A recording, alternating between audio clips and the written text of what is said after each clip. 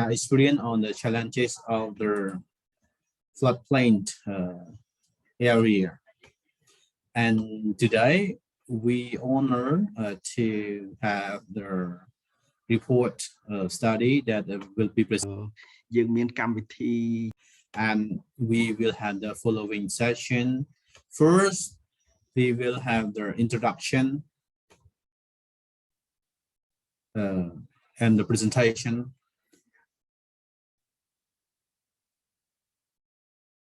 Of our agenda, and number two, about the topic of the Takeo province water management, and number two, about the provisional ecology determination, and number three is about plant irrigation system at the Stung unit of Kompung Thom province.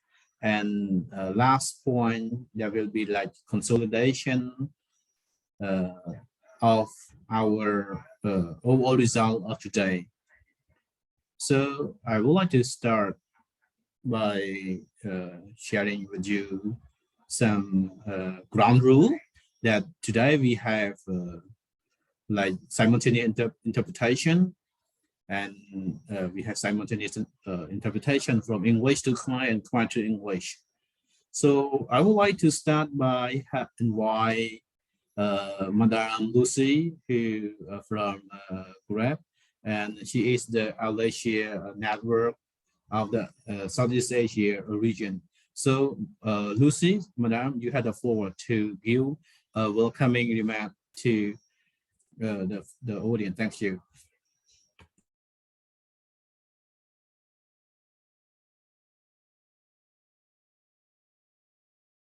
And bạn chú bà số mà chỉ biết số là của Raksmey hay số sầm nay này.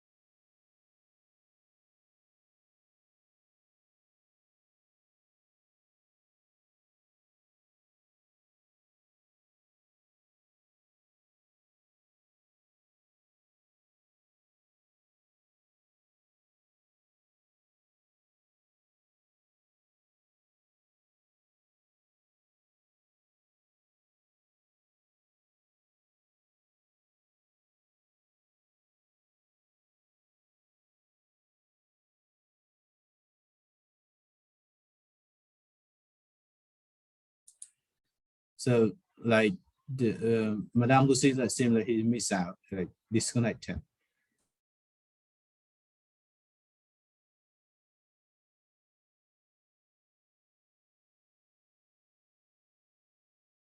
Ngày ní và chúng ngày ní dù nông viên Việt mình.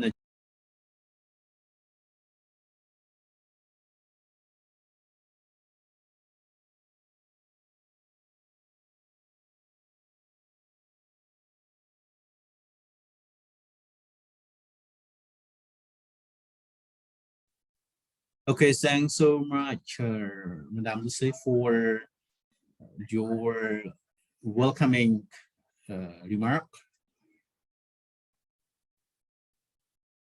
So next, we honor to have Mr. Raksmey, who is the project manager of the agriculture and rural development project of the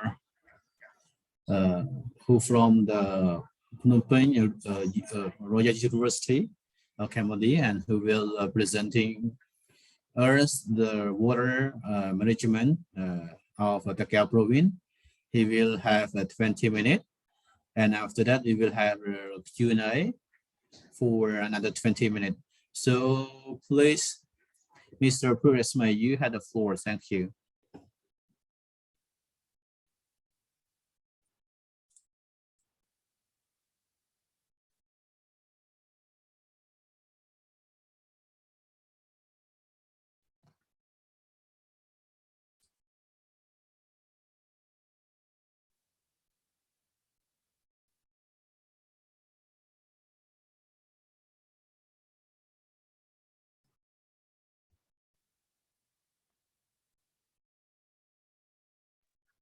Seems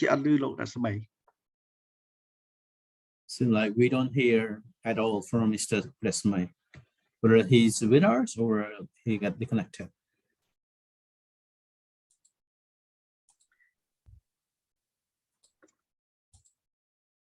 No, we don't hear yet from him. Okay, here you go.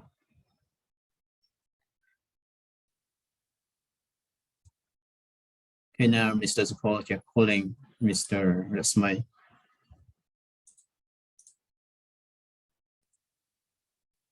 We don't hear him.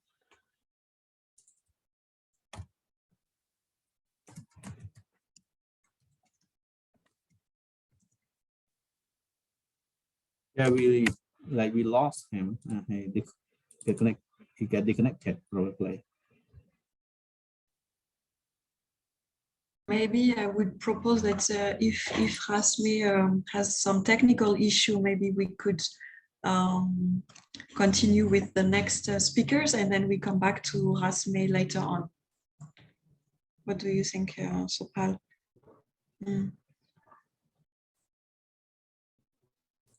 Okay, thank you. Okay, yeah, we will contact Mr. Raksmey after this. So then, now we would like to invite Madame Prémila for take the first turn. Okay, now Raksmey is coming back. Okay, okay, okay. He say okay, he coming back now. Apologize, he just got disconnected. Now he back with us. Hi, Prémila, because Mr. Raksmey is now back, so we just give him the floor. Okay, now, okay, Mr. Raksmey, okay. Can you please share the screen for me? He say, now he used the phone, the internet from phone. So it's not strong enough for him to share the screen.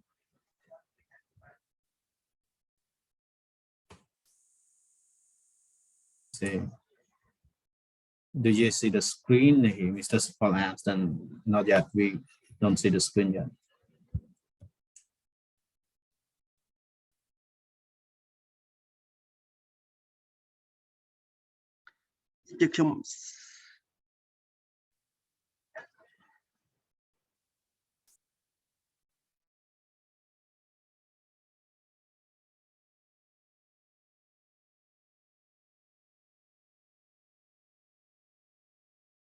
Seems like he have problem with sharing a screen, a slide for Mr. Raksmey. We don't see it yet, and Mr. Sror said he already shared it. Is there any help for him to share the screen for him, the slides?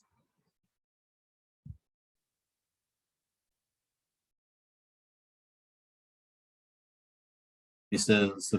Raksmey say he have problem with his phone or computer, so he want Mr. Sror to have. Okay, let Mr. Sror try it again. Oh, okay, here you go. Okay, here you go. Okay, I will apologize for a little bit delayed, and so please allow me to get started. So I see that I already ran out of about 4 or 5 minutes. I have only 15 minutes remaining. Then I will try to make it short and precise as soon as possible. So my topic, yeah, it is a research study that I used to conduct it with my former, like about the Ebola Research Center in collaboration with a sustainable research IOD, and we started in 20 2018-2019, we focus on the collective system and the farming system, focusing on the irrigation system management of the floodplain in the Takeo province. So please move to the next slide.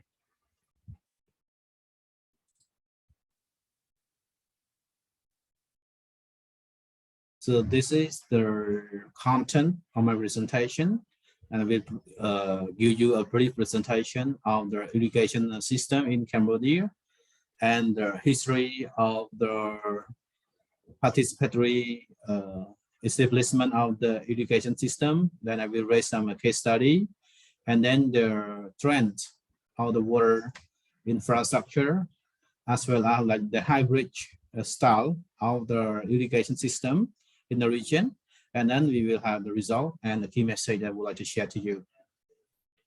So as we all have, we are that based on the map data, the agriculture accounted for 22.8% of the national economic growth, the GDP, and rice cultivation is important to ensure the food security for the people, especially for the remote people in Cambodia. And you can see that about like 60% of the rice contributed to the GDP of the Cambodia, especially in 2020.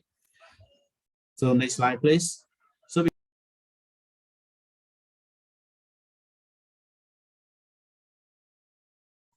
the history of the establishment of the policy, as well as the irrigation system management, what I refer to participatory establishment, or PIM, for development and scaling up of the education system. The Royal Government Committee created in 1999, 2000, and in order to ensure the sustainable use of the farmer, we can call it for foods.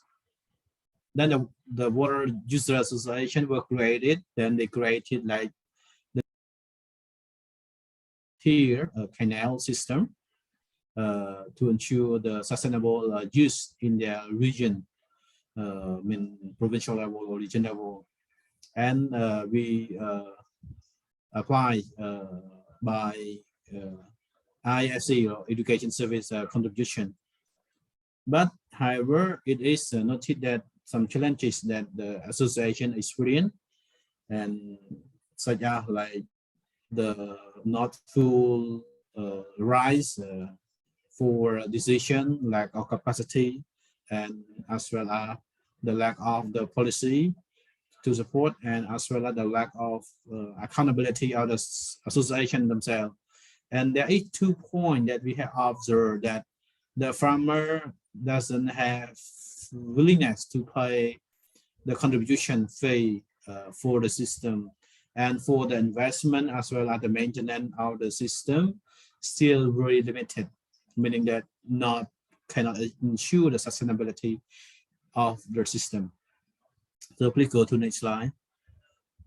And for this slide, our case study we conducted in the Takeo province, which is a shared border with Vietnam. And if you look at the map, we focus on 2 areas that share the border with Vietnam. That they are the plain area that influenced by the water, river water from September and August and September.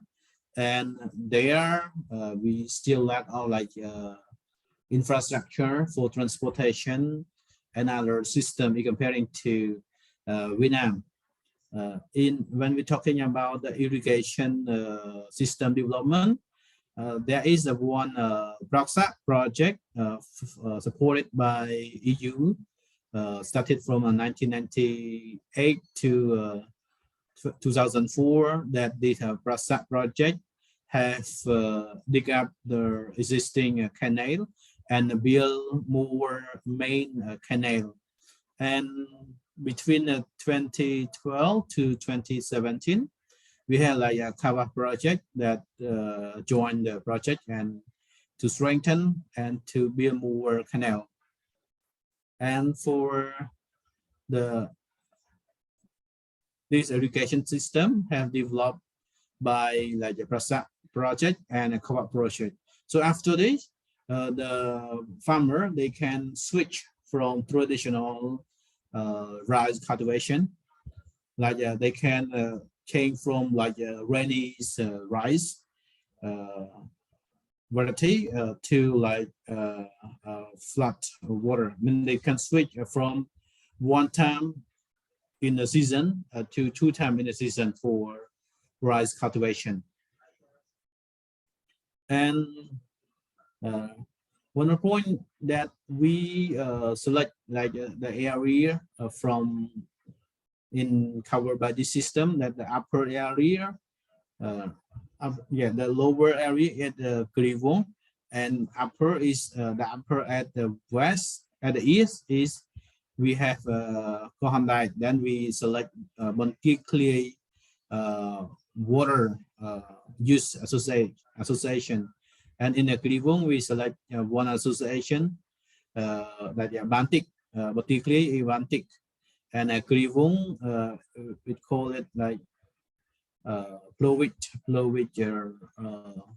association. And if we look at like Batik,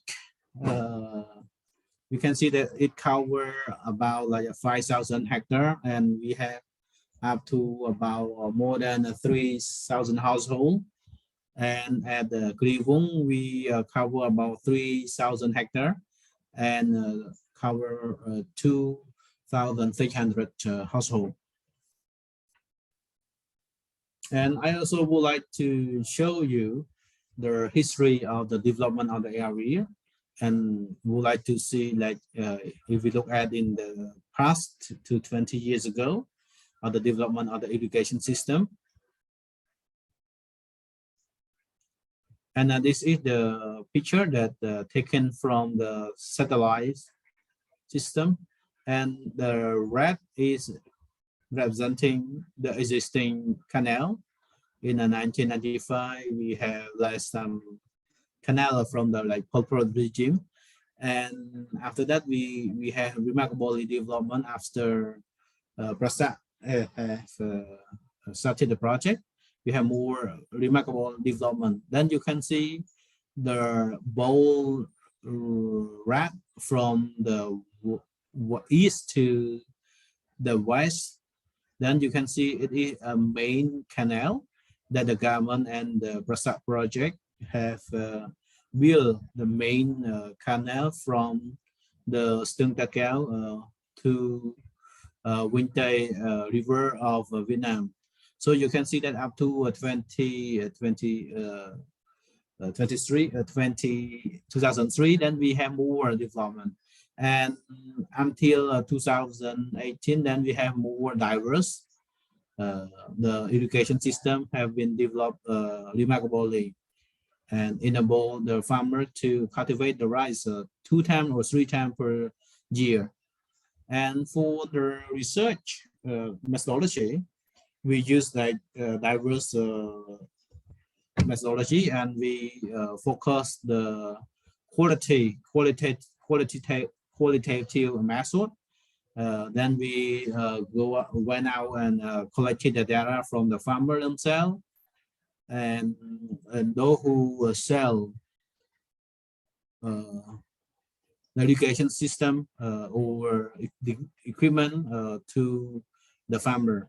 And you can see that he is the owner of the machinery who we interview with them. So when see the area, the targeted area, and to check and to see, then we observe the production and the areas of the land. And we have also interviewed the water cellar at the Buntikli and Platuk and Batik. And at Buntikli, we interview like three interviewee each of each area. And here is the, you can see the operation map, that you can see the picture representing the main canal area of the Prasak Canal, which is the main canal. It plays a very important role for the water current, especially for transporting the rice from Takeo to Vietnam. And the second and the third canal, they play a role to flow the water to the cultivation area or field. And you can see that, you can see the machine.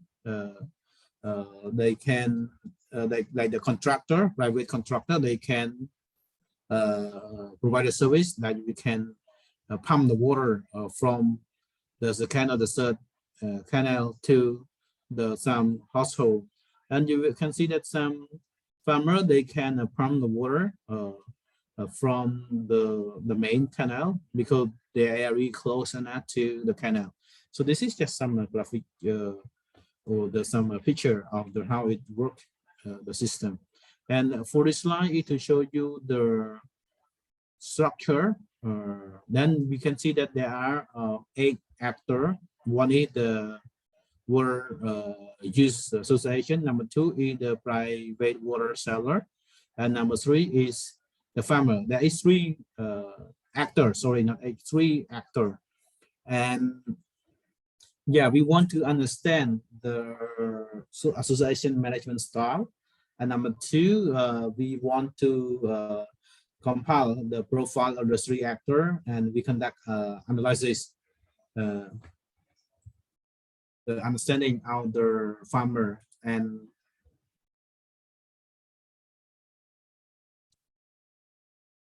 we see the relation between these 3 parties, from farmer to the contractor.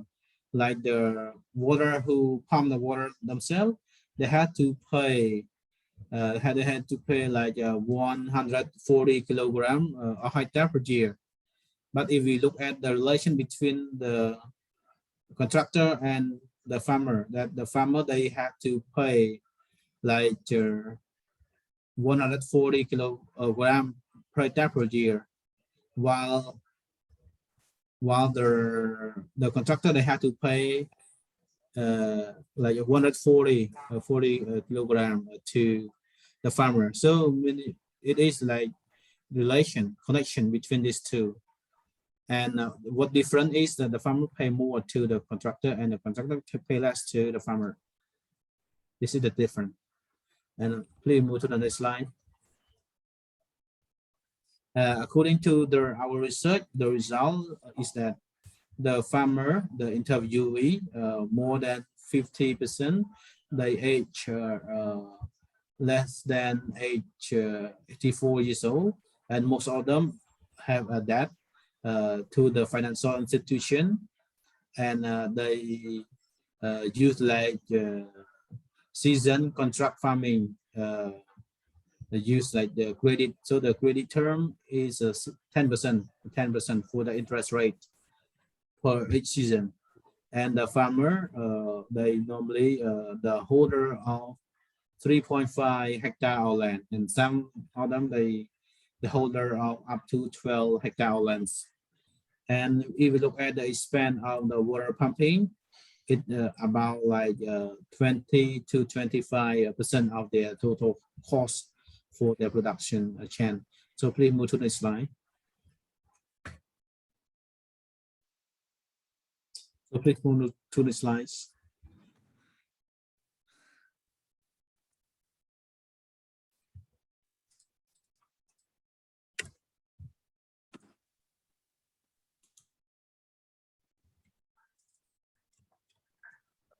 Yeah, next slide.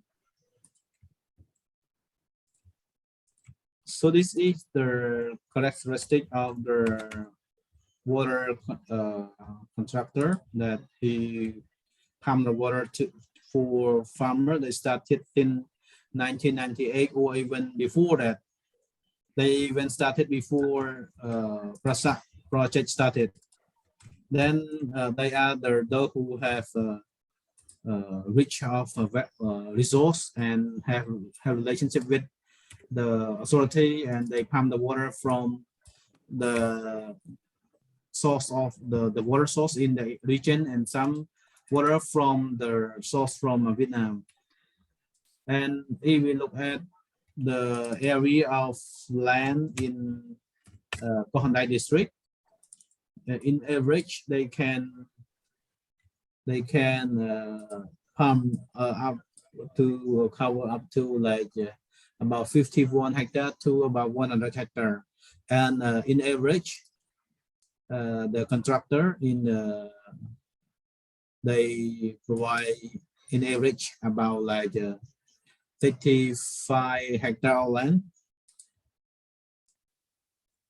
And one more point, if you can see that over 29% their areas of land increasing started from the jump to this business, while the other 51% they experience decreasing in the land area from the start, meaning that some of them they experience the profit and some they lost.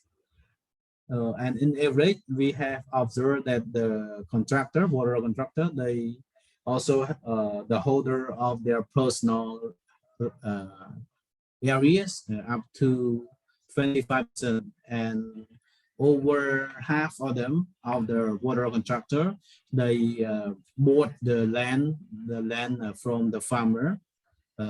Started from they started their business as the water pumping contractor. Related to the service that the water contractor they collected from the monthly, they collect like 125 per hectare, while the other they can collect up to 165 US dollar per season. And for the cost of operation normally cost like 150 US dollar per year per hectare, and more than 50% of the cost spent on the gasoline, the fuel. And for those who have less than 50 hectare of land, like they have like their economic scale is better than for those who the holder of less than 55% or 50 hectare land. And based on the information, we have noticed that more than half of the water contractor they experience loss, because let's say after they collect the money, they can collect only about 70% of their income. They wanted to collect only 70% of their income, and normally they provide discount to the farmer, and it is the general practice. And for those who experience loss, they lost up to about like 82 US dollar per hectare per year. And for those who experience the profit, they can make profit about 62 US dollar per hectare per year. And if we look at the qualification of the Water Use Association, and for the Water Use Association, the service that they can access at the Cohondai, Batik, they can collect up to like 17 US dollar per year at the Batik, meaning that they can collect only 40%, while the Phoeurk they kind of collect up to like $30, meaning that they can collect only 30% of their earned income. And one more point, the reason that they can collect less because the water contractor like about 30%, they fail to declare the area of the land that they possess. And many farmers, they also provide like the land when the Rasa and Kawa projects go to restore the canal. The project impact their area of land. Then that's why this is the one reason that their area of land is decreasing as well.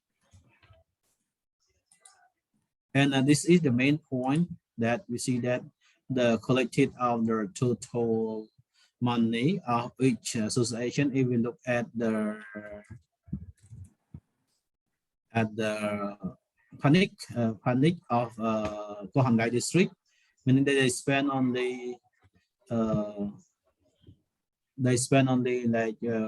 like equal like 0.7 US dollar per hectare per year, mean only 45%. And if we compare to the need based on the Kava's NGO calculation base, in order to ensure the sustainable, there should be at least $5 US per hectare per year, meaning that the investment is less than the need. But for the calculation,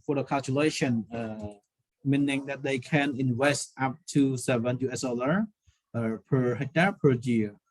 While we look at the Phoeurk, they invest up to 60% of their total, meaning that they spend up to like 3 point. ខណៈពេលដែលតម្រូវការដើម្បីធានាឲ្យបានចេះភាពហ្នឹងឆ្នាំអញ្ចឹងយើងអាចធ្វើការសន្និដ្ឋានកន្លែងនេះ sustainable demand is $6 US, something like about like, which meaning that the investment scale still really limited compared to the level of sustainable amount. And here is the last message, which is the key finding, which is our conclusion, and we have looked លក្ខណៈបែបកូនកាត់ដោយ there is the hybrid management, that we have the participation from the farmer and the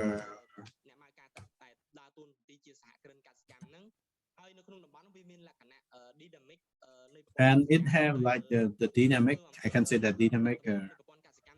If we look at we can see that most of the farmers, they are very young, they are very young, and the area, it seems that, and they are in that, and they are very vulnerable to the changes of the water and the changes of the price. And normally the benefit fall on the water contractor, and the water contractor, most of them, they experience a lot of profit, but the profit they earn from the pumping water is a little bit less, but at least they can make profit, meaning that their area of own land, they can make a lot of profit, meaning that they don't pay that service fee to the association. So their main profit is to become the water, as the water contractor, it is that have them to reduce the cost on their cultivation cost, like they can reduce a lot of cost, so it can result in increase in their income. And if we look at the management, we can see that the percentage of the collection fee, the association can manage or can invest in the irrigation system maintenance can be ensure sustainability. But the main problem is the investment is very low compared to the sustainable standard of the demand. So the association have to redo or update the area of land, especially the area of land of the water contractor or the association themselves.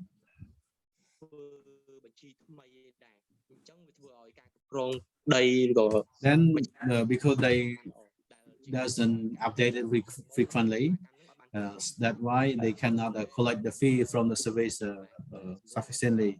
So that's it for my thanks so much for your attention.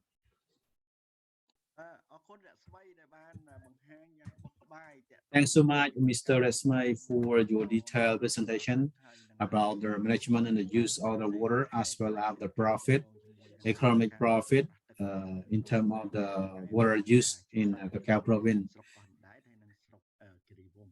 especially in the Kiribung and Kohamdai. Yeah, due to the time, we have only 10 minutes for a Q&A. If you have any question, please.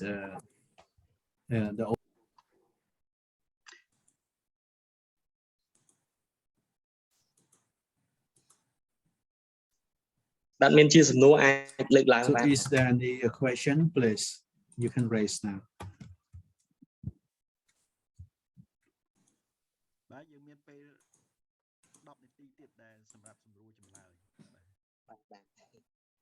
Yeah, we had 10 minutes for the Q&A. Oh yeah, we had 2 hand raised now. Yeah, please, Suvan.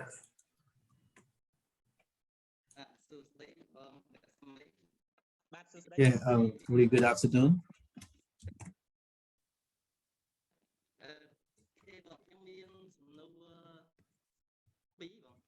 I had 2 questions. One, regarding your result about the investment in the repair or maintenance of the system, which is low comparing to the demand, which is using that it is not sustainable. So based on your actual observation, do you think that the actual system is get damaging or not? If they just because they just need that amount, need only that amount, that's why they just invest less amount, or because of what? Why they invest only less amount? And the second question, after listening to you, they say they are in debt to the bank, to the financial institution. So for the Water Use Association, they also compile after association. So beside this association, yeah, we have an echo from other user. Yeah, what about the money remaining from the maintenance or repair? Can they use the money or can apply the loan or not for this point? That's all for me. Thank you.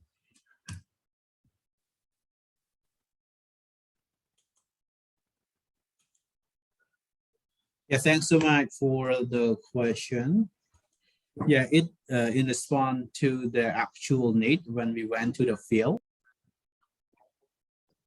ហើយបន្លែវាកាន់តែរាក់ទៅបាទជាពិសេសបន្លែមេរាក់ទៅហើយ especially the main canal, and we see that because of the shallow deep, then especially in the dry season between May to June,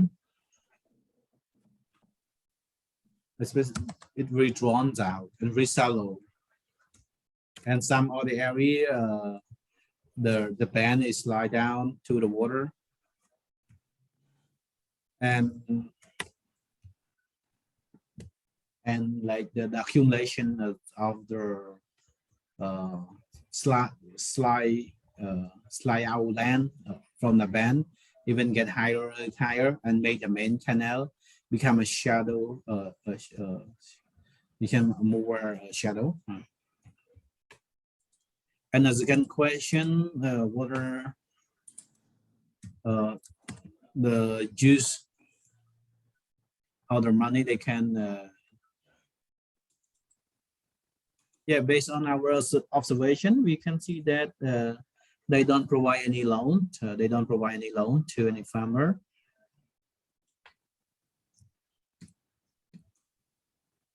And we haven't studied in depth about some point because we can ask about their actual spend.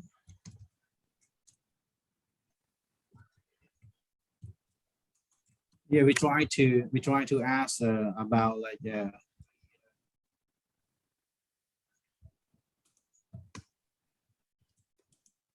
then they just answer that they have តើលុយមួយចំនួនដែលគាត់ប្រើប្រាស់ហ្នឹងមានផ្ដល់ជាឯកជនឬក៏ផ្ដល់ជាការចងការទៅឲ្យសមាជិកឲ្យខ្ចីក្នុងអត្រាការប្រាក់ទាបឬក៏អីអាហ្នឹងបើតាមអង្កេតដូចជាអត់មានទេប៉ុន្តែខ្ញុំហ៊ានសុំនិយាយថាជា gap មួយដែរអាចថាគាត់យើងអាចគិតថាគាត់អាចនឹងផ្ដល់ជាកម្ចីប៉ុន្តែអាចថាបើសិនជាការអង្កេតតំបន់ផ្សេងយើងមើលឃើញថាសហគមន៍ខ្លះគាត់លួចប្រើប្រាស់ដោយផ្ទាល់ខ្លួន maybe some association they use to provide a loan to their member, but our observation we haven't seen that they provide a loan to their member for the remaining amount. Okay, thanks so much, Raksmey. So next, we would like to give the floor to Prémila. Thank you very much for the presentation. Just a minor question is you said that បាទអញ្ចឹងខ្ញុំសូមសួរមួយដែរមុនខ្ញុំចាប់ដើមបាទអញ្ចឹងលោកឃើញថាប្រហែលជា50ឬក៏50%គាត់ចំណាយទៅលើគាត់បានចំណាយទៅលើចំណាយមែនបាទចាចំណាយផ្សេងទៀតហ្នឹងគឺគាត់ឆ្លងថាចំណាយផ្សេងទៀតហ្នឹងគឺគាត់ចំណាយទៅលើធាតុចូលផ្សេងទៀត chemical fertilizer pesticide labors and so on but mainly other expenses here we refer to a chemical fertilizer and pesticide use in the production.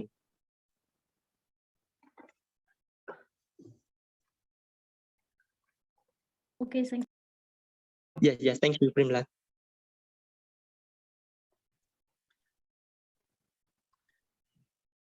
Okay, សំណួរច្បាស់ដែររស្មីបាទ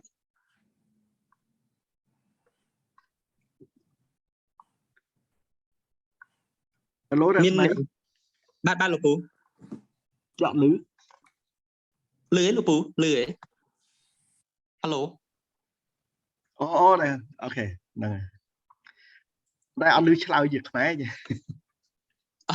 ខ្ញុំអរគុណទោះខ្ញុំ ចិត្តអស់ហើយសម្រាប់ Prémila បាទអញ្ចឹងលោកសុភ័ណ្ឌបា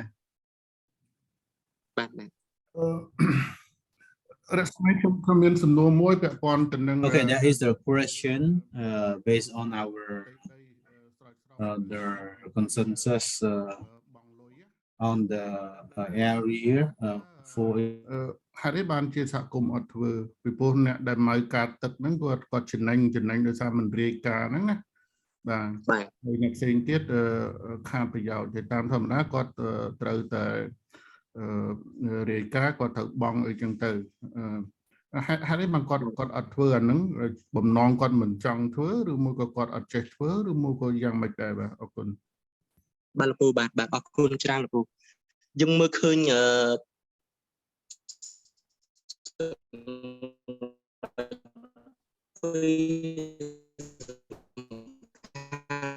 ត់លឺអ៊ីនធឺណិត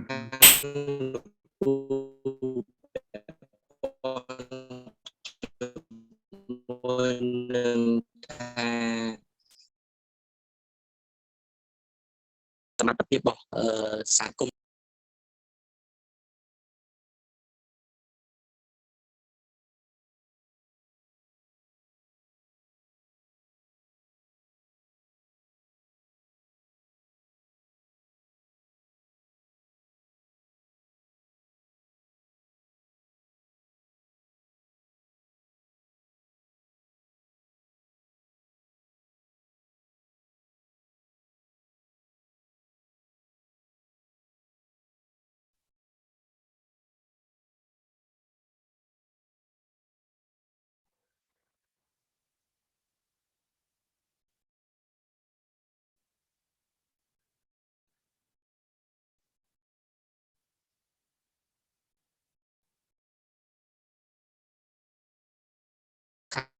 សហគមន៍បានសម្រេចបាន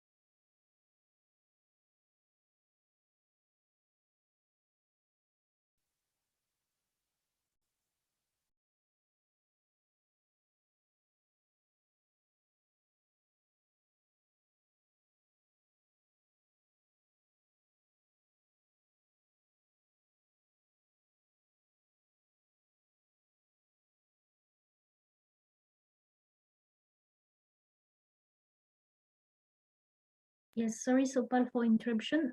It seems we lost Tropaing for the translation.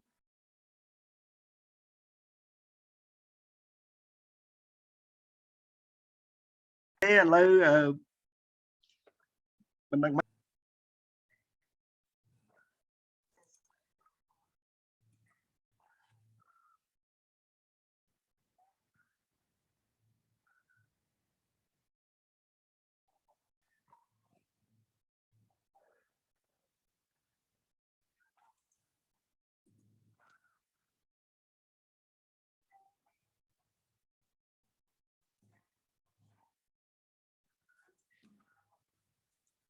Okay, sorry, we just get the cover cut. Okay, then we would like to, because we haven't take the picture, so please everyone turn on your camera so that we can take Prémila, memory photo. Please, we have màu với nha. Ba được xong chị sa. Ba. Okay. Okay, please turn on your cameras, everyone, so that we can have a memory photo.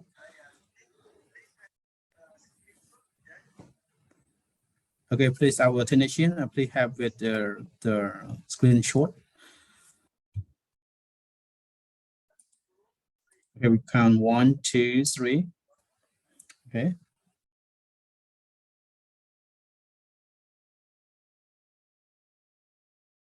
Okay, another shot.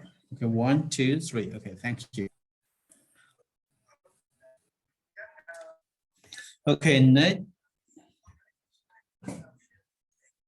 Yeah, we would like to give the floor to Ms. Prémila for your presentation. Okay, thank you.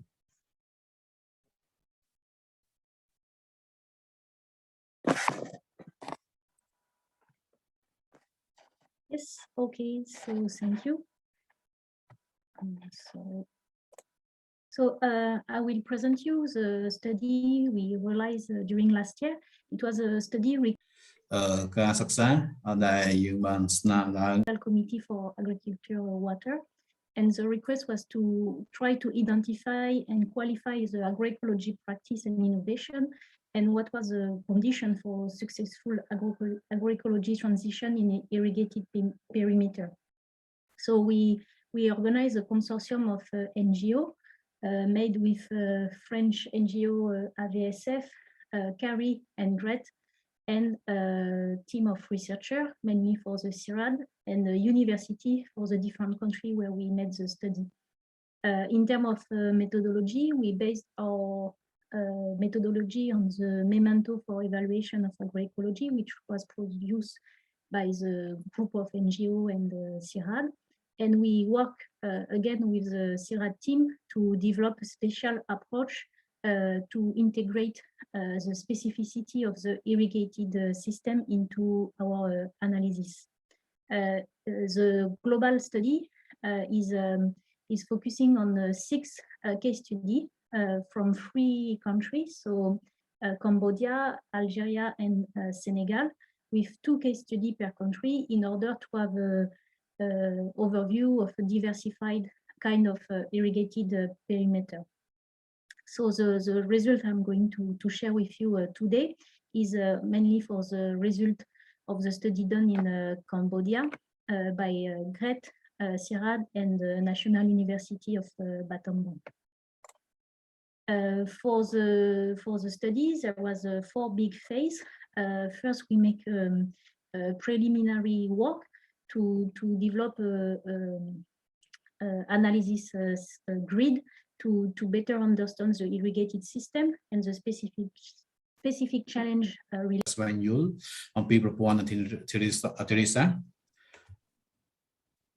ហើយបន្តមកទៀតយើងលើកឡើងពាក់ព័ន្ធជាមួយនឹងបញ្ហាប្រឈមជាក់លាក់ហើយបន្តមកទៀតយើងក៏មាននៅថាដំណាក់កាល 2 ដំណាក់កាលទី 1 ហ្នឹងគឺជាការវិតម្លៃការថាយើងពិនិត្យមើលទៅលើសន្និធិនៃការអនុវត្តឬក៏ការអនុវត្តនៅក្នុងវិស័យនេះហើយទី 2 យើងនិយាយពីការវិតម្លៃអញ្ចឹងវិតម្លៃទាំងសង្គមសេដ្ឋកិច្ចហើយការវិតម្លៃនេះគឺធ្វើឡើងពិនិត្យមើលទៅលើលក្ខខណ្ឌក៏ដូចជាស្ថានភាពនៃការអភិវឌ្ឍ For the study is to create some space for the consultation and discussion in the field and at national level to about this result.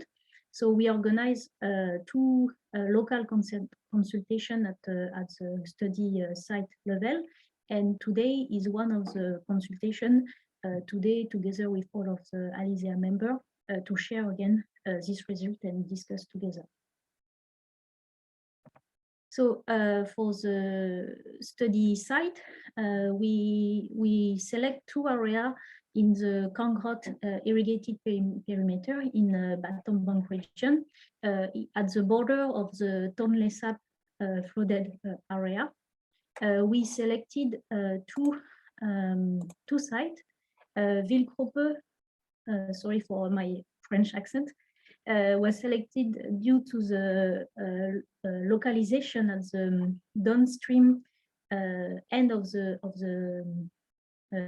irrigated perimeter.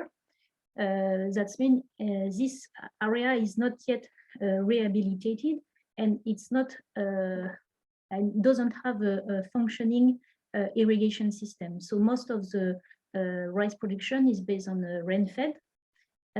And this area is also located to a small upland area, allowing some diversification of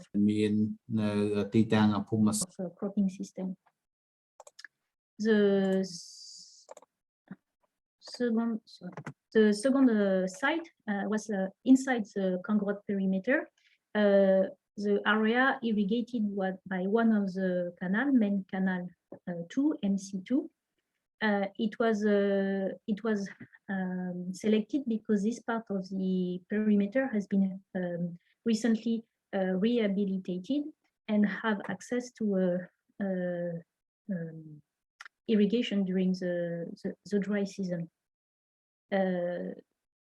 And this area is a focus on around 2,000 hectares of land who has been rehabilitated under the Wat for Camp project, and it's representative of a system with irrigated rice, even though there is only a partial of control of water.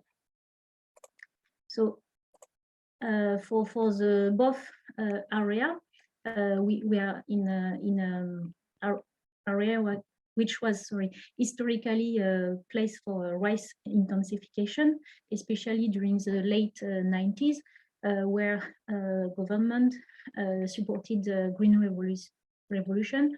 So there is a big focus on rice production, supported with a lot of chemical inputs, fertilizer, as well as pesticide and herbicide.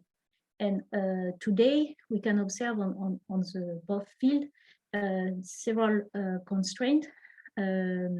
Some is linked to the change in the climate with more and more erratic water. So it's decreasing the access to water and the availability to water along the season. And it's making more and more hard for farmers to plan their cropping cycle due to the erratic rainfall pattern. And also there is some decrease of quantity of rain, which is limiting the access to water over the season. And especially in this irrigated perimeter, the water access is also used to supply Battambang city and some industry before supplying the farmers. So there is a competition also on the use of water.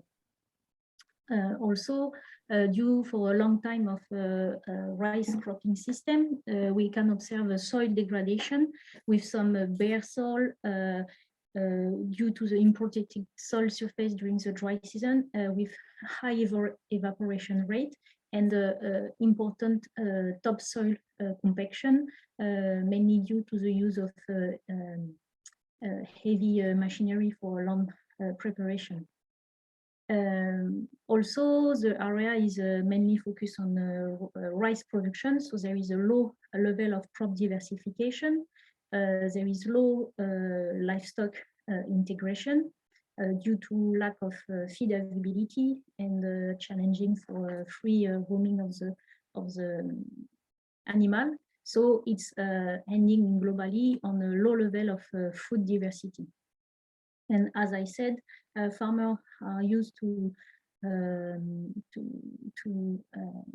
are dependent a lot of services and fertilizer, which make them having a high cost of production.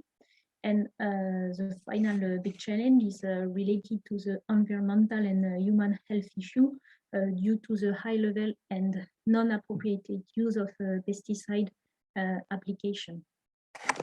So in globally, farmers are facing some main challenge to get decent income from agriculture. They are very vulnerable to price volatility because all of the market is linked to the rice, and more vulnerable to the climate change with this critical access to water. Also, looking at the soil degradation and low diversification, there is question regarding the sustainability of their production, as more and more it's challenging for them to maintain the yield with their soil degradation.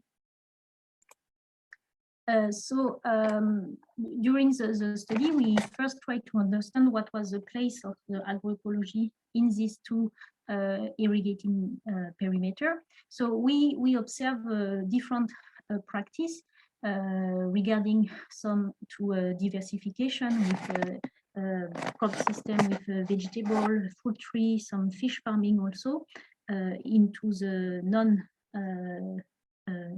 irrigated area, or also some practice of rotation of association of crops. And other kind of agroecology practice was more linked to the work on the soil fertility and the soil structure improvement through implementation of cover crop system, improve land management, integration of livestock and agriculture integration. Yes.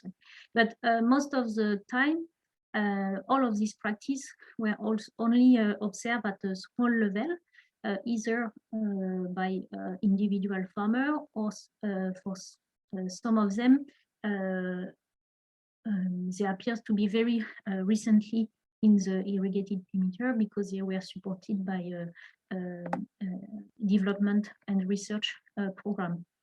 However, it seems that the agroecology practice has potential to reduce the farmer challenge of irrigated perimeter because agroecology, through crop diversification, production of high value with high value and capacity to reduce the production cost can contribute to secure and increase income. And also with some practice, they can value land without water and be less dependent of irrigation. And it can also contribute to improve the soil fertility. So we were wondering why these practices are not well disseminated among the farmer, and especially we make an analysis of what we call the level of agroecologization. It's a farm analysis with a questionnaire allowing to see if there is a high level of number of practice of agroecology, how they are combining, and how they impact of the agroecology objective. So here you have the table for Kangrot on the left and Vilkroppe on the right. Each line is one farm, and you can see that most of them are between yellow to dark red, which is in the scale of this analysis. It's meaning it's not a very agroecological farm. So we try to understand why there is this low level of agroecology in the two perimeters. When we look at the agro-environmental evaluation, we see that globally there is a positive impact of the agroecology practice when we look specifically at the plot level.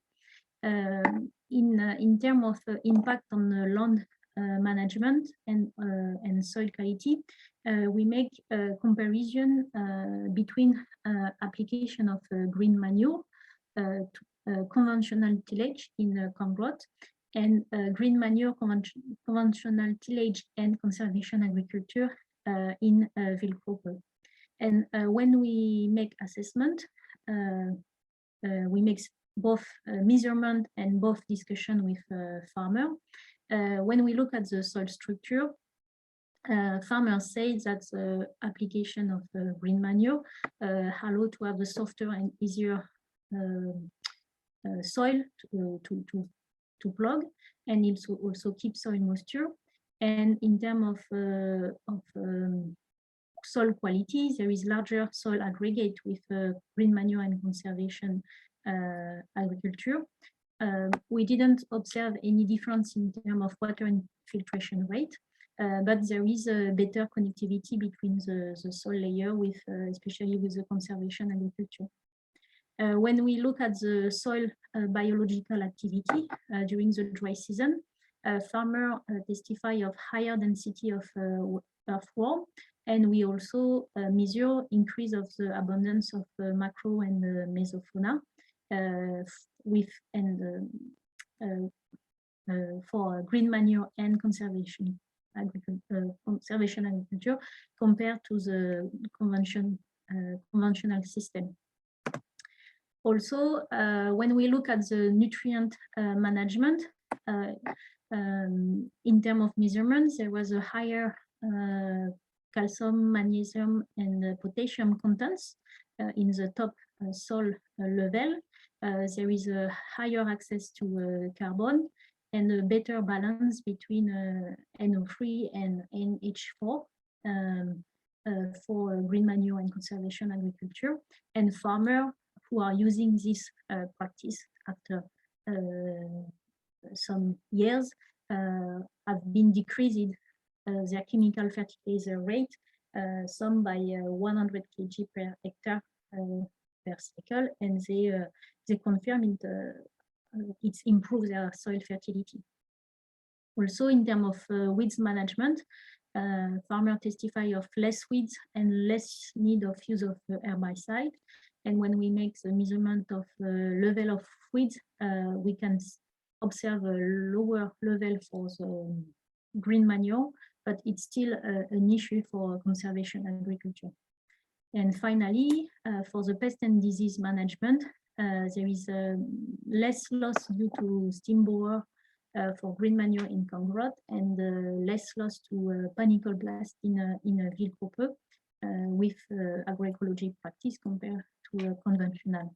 So farmers who have been trying this practice are convinced of their effect and utility.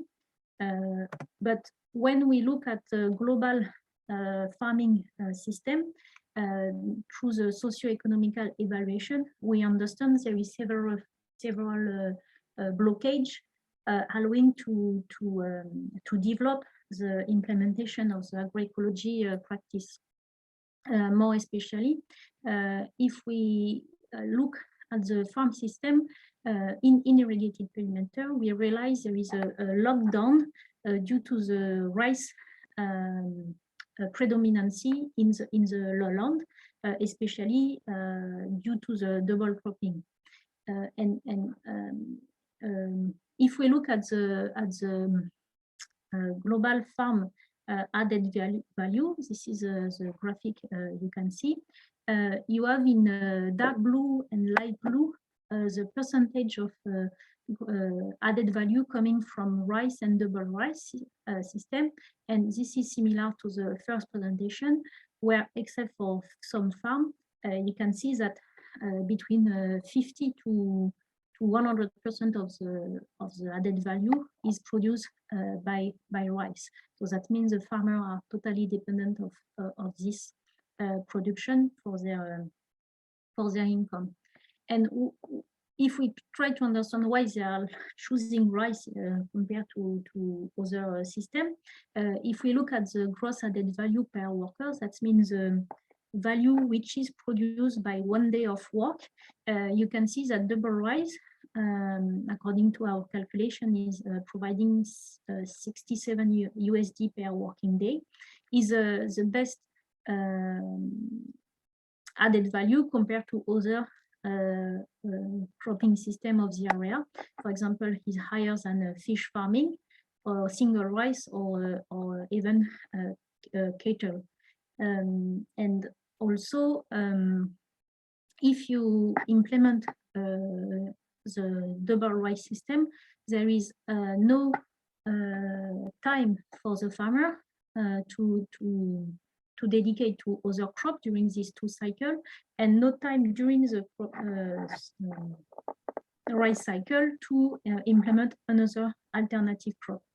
And also they use all of their farming labor on the rice. However, if we look at the gross added value per surface, meaning value produced by 1 hectare, we can see some agroecology practice have much more added value than double rice. So, for example, fish farming is 71,000 USD dollar per hectare compared to the double rice, which is only 1,670 USD. But this is only theoretical figure, because it's not possible to implement fish farming on a huge surface, and because it requires a huge labor. So it's explained also why farmers cannot value this kind of system on the large surface. But despite the rice is the main source of income for the farmer, we also analyze that under 2 tons per hectare of rice for the yield, it's not profitable to the farmer to do rice due to the cost of production and low price. And because in the current context of uncertainty increase and water access increase, there is more and more chance that the farmer will have low yield and rice yield under 2 tons per hectare. That means on the long term, it will not be sustainable and profitable for the farmer anymore to do the rice. Another kind of blockage we have been observed, it's globally the farm lack of resource to invest or to develop the agroecology practice. There is some lack of technical skills regarding innovative practice like the cover crop or fish farming. As I said, most of them have been introduced by research and development project, and they need a high level of training for the farmer to be autonomous for their implementation. And due to the historical rice system implementation, there is not so much traditional agroecology practice who has been shared for a long time in the area. Also, there is a challenge of access to land, which is slightly different between Wildkroppe and Cambodia. As I said, in Wildkroppe, there is access to more diversified kind of land, like upland and some garden.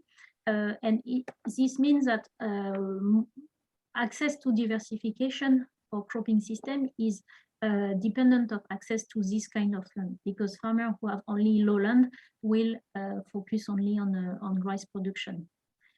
And then the global conclusion is that the agriculture income in general, agroecological or not agroecological, is not sufficient to cover family need. On the graphic, each point is one farm, and you can see on the sorry, on the high, it's the level of income per worker, and on the horizontal scale, this is the surface per worker. And you can see in blue the level of decent wage, meaning which is cover all of the need of basic need of the family, and in green minimum wage. And you can see only few of the farms can be over the decent wage. So there is a systematic use of off-farm job in the area to complement the farm income. That means also it's make an additional competition for the use of the family labor, as they prefer to sell their working force for external job than to work on the farm. And also this low agriculture income means also low capital and low capacity for investment in agroecology practice. And at the territory level, we observe also that there is a different kind of farming system type, mainly conditioned by the access to resource and how they're going to cope with the challenge they are facing. So there is globally three farmer strategy to face with this challenge, looking for more autonomy, trying to limit the vulnerability, and making innovation and capitalization to reduce the risk at the farm level. And finally, most of the vulnerable types of farm, they are in need of agroecology and to help them to face this challenge, but they don't have enough resources, either or capital or labor, to invest in the agroecology. When we observe that the wealthier types, usually the bigger one and the more deep rice focus farm system, they have the capacity to take the risk of innovation, to invest and to compensate, but they are not really interested in agroecology transition out of some practice who can help them to improve their rice production. We also observe at the area that the market environment is really not favorable to the agroecology transition, because again, all of the market system is focused on rice, and even on the rice there is a low diversity of demand, leading farmer to make low kind of not diversified kind of rice production, and other value chain are not supported when there is a potential for some market. For example, for the sesame, there is a high market variation of price, and it could be interesting to support it. or for vegetable also. There is in Battambang a high level of importation of vegetable from Thailand or Vietnam at low cost, meaning that it's not profitable for farmers to produce their own vegetable. We also observe that the collective initiative like Cooperative for farming services or FWC for water management are not well structured or in these two areas and not developed, and there is a low level of participation. So this group could help for the dissemination of knowledge and of innovation and to develop some value chain opportunity, but they need to be first reinforced before supporting agroecology transition. We also observe that extension service are globally weak and doesn't aware and doesn't integrate the agroecology approach. And at national level, we can see also that agriculture policy are not in favor or against agroecology. They just don't take this approach in their development. Okay, thank you. Okay, អរគុណ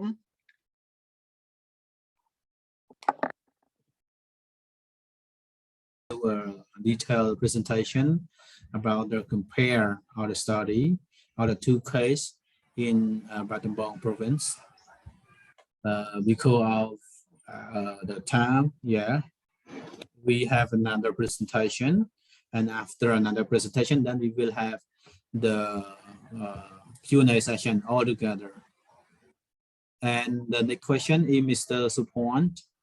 Mr. Supon, who is the country director of VSF, who will present us the water management as well by using the conservative agriculture of the Kampong Thom provinces cases. So please, you have the floor. Okay, thanks so much. So very good afternoon to all the participants. So do you all see my slide?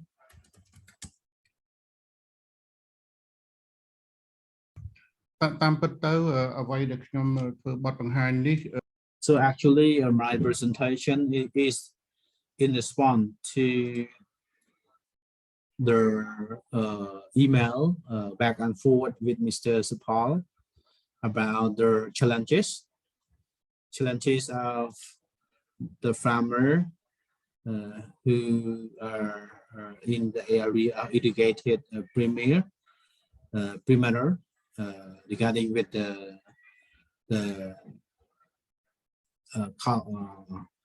agro ecology or conservation agriculture practice.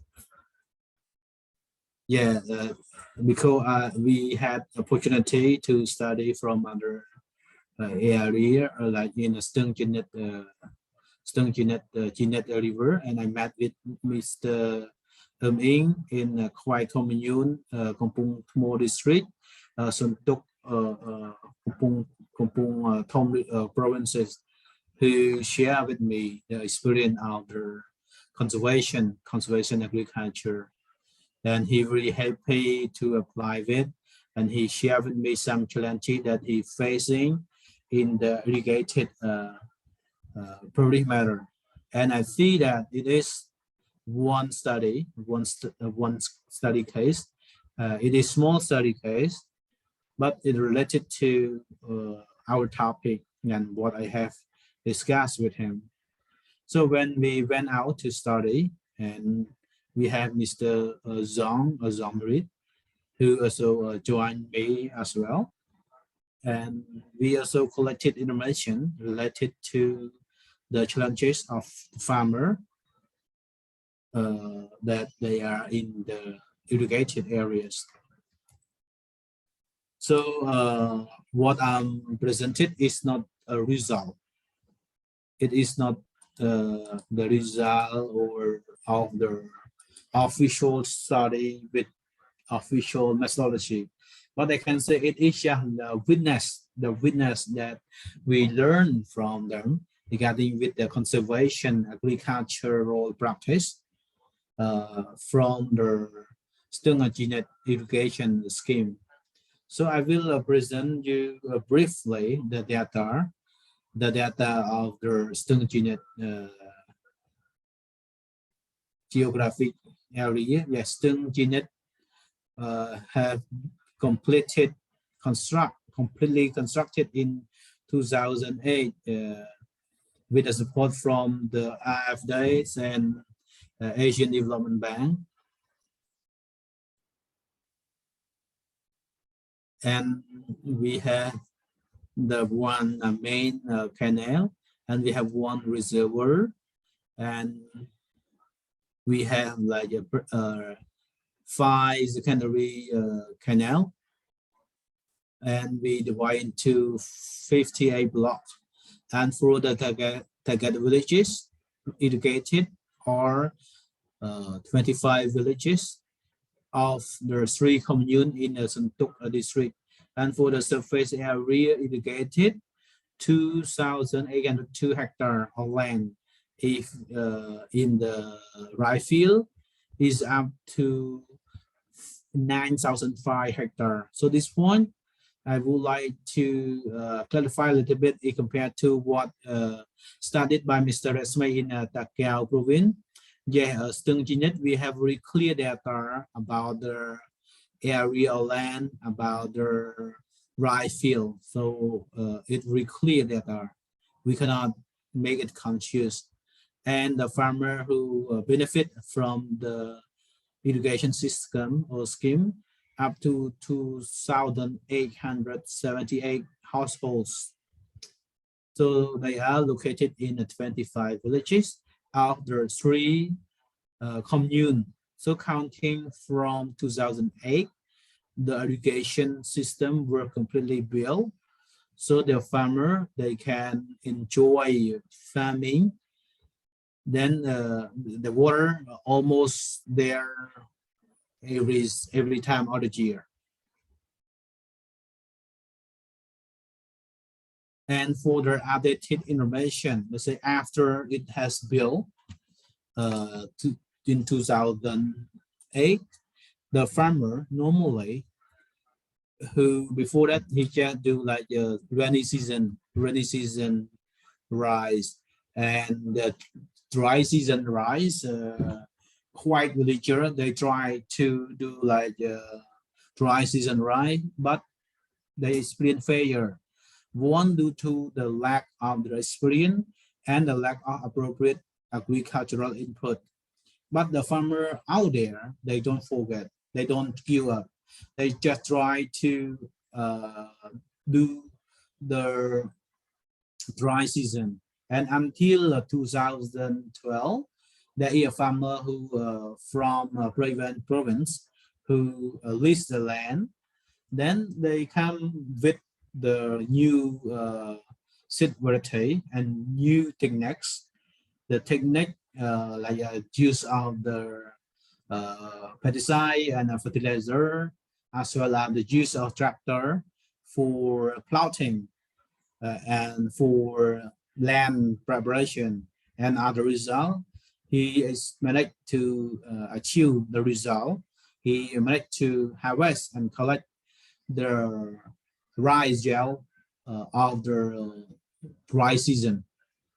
And because of the need and the experience learned from the farmer from Prémila province, and thereafter from 2012, the out there is a sale, there was a sale for agricultural input for dry season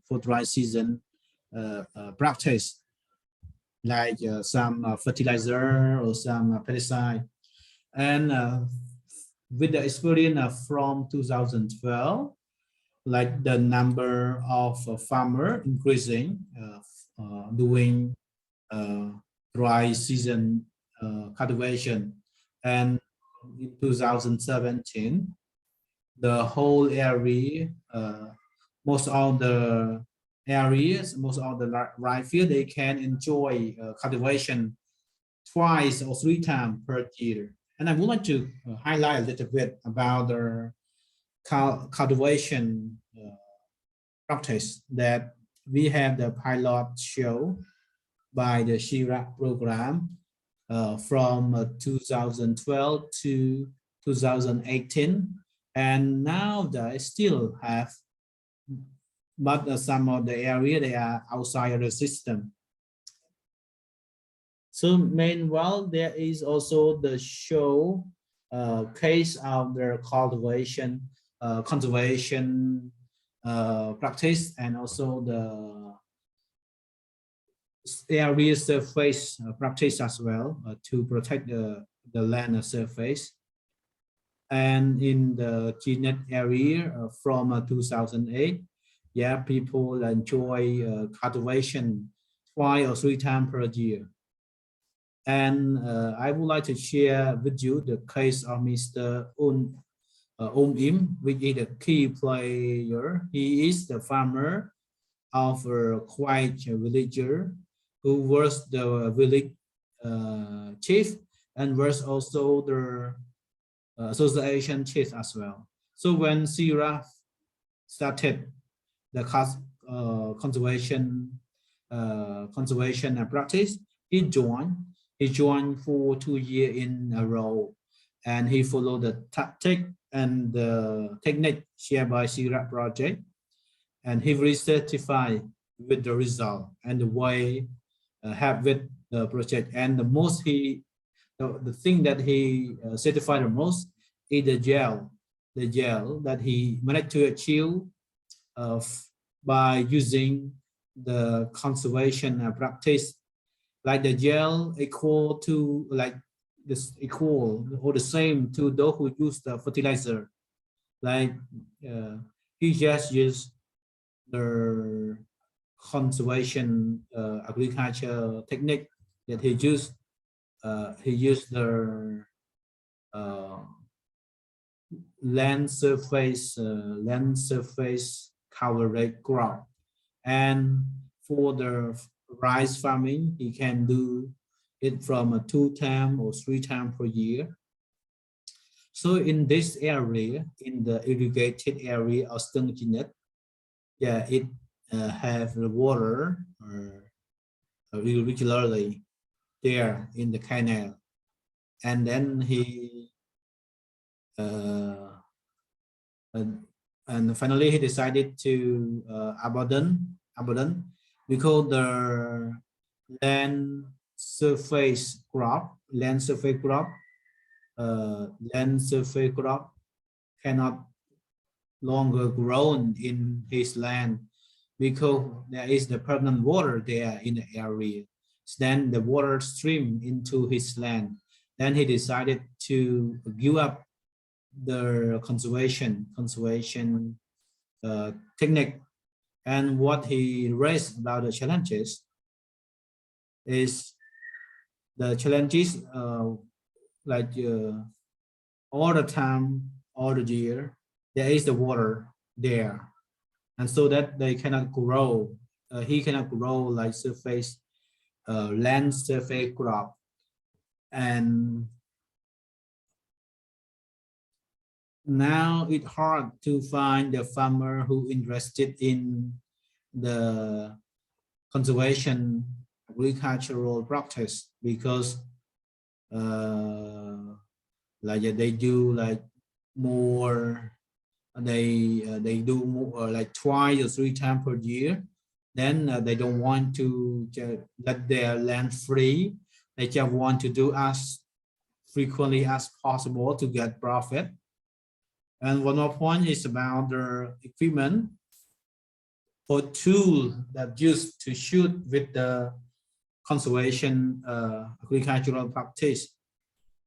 Before, there was the support from the project. So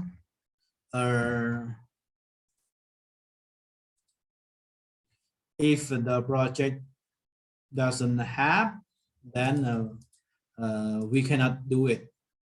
So there have be a help or support from the project.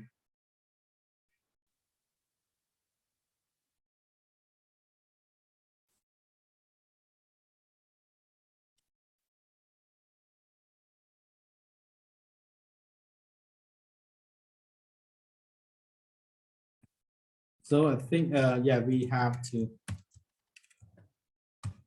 like a green evolution. We want to apply it fully. They use the fertilizer, they use a chemical to the and use the use the fertilizer in order to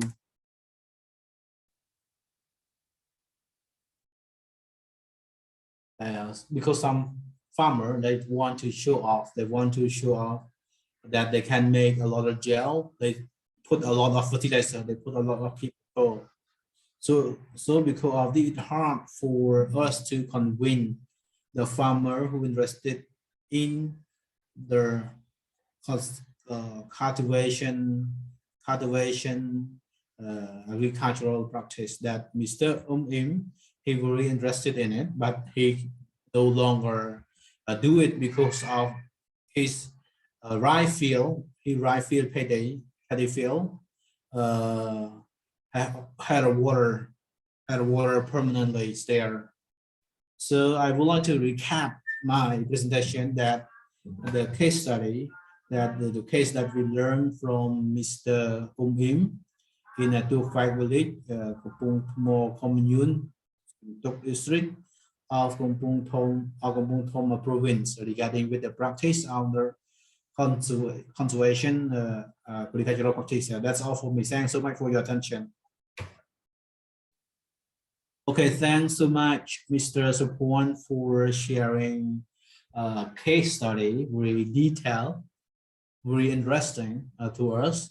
And as a result, we see that the area that cover or that they use like it's hard for farmer to switch to conservation agricultural practice. Okay, now it's time for a Q&A session, just about 15 minutes. And if any other audience for the floor have the question, you can raise your question and address which presenter that you would like to address your question to Mr. Sror or Prémila. And I see also in the chat as well that Wanda who addressed a question to Prémila, and I see that Prémila has seen already in the chat. Maybe Prémila already answered in the chat, or you want to answer directly to him. So Prémila, please consider question in the chat and answer. Yes, sorry, I already answered by writing, but I can complete by orally. One question was regarding to how the land access to upland is a limiting factor for implementing the agroecology. So this was mainly observed in the Wildgruppe area, where we can see that there is different kind of land. You have the lowland with irrigation, lowland with no irrigation, and then what we call the upland. So when farmers have access only to the lowland with irrigations, as I explained, they choose to implement rice, double cropping rice. So when you make double cropping rice, it's very hard to make another crop between the rice. It can be either the cover crops for fertility or even fodder for livestock. If they have access to lowland with no irrigation, they make again rice in probity, single rice, and eventually they can make as a rotation with sesame. But then if it's only if they have access to upland that they can start to make other crops like cassava or groundnuts or maize on this different kind of land. that's why we said it's kind of access to land is determining the level of diversification and also capacity to make something else than rice. And the second question was related, if I well understood, to the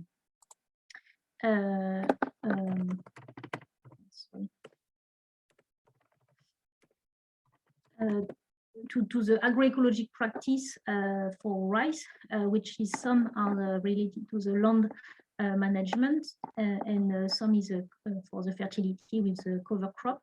So the thing is that in the area, both promotion of land leveling and cover crop was done only for 1 year by a project, by Phoeurk project. So we didn't have enough time of implementation to make the socio-economical evaluation of this. But the partner, Sror, who has been trying this crop with some farmer for a longer time, according to the feedback from the farmer, both cover crops and land leveling have advantages and disadvantages, which has been observed by them. So and limiting their dissemination. And one of them, for example, for cover crop is the cost of the seeds, which are quite expensive without subsidy from the project.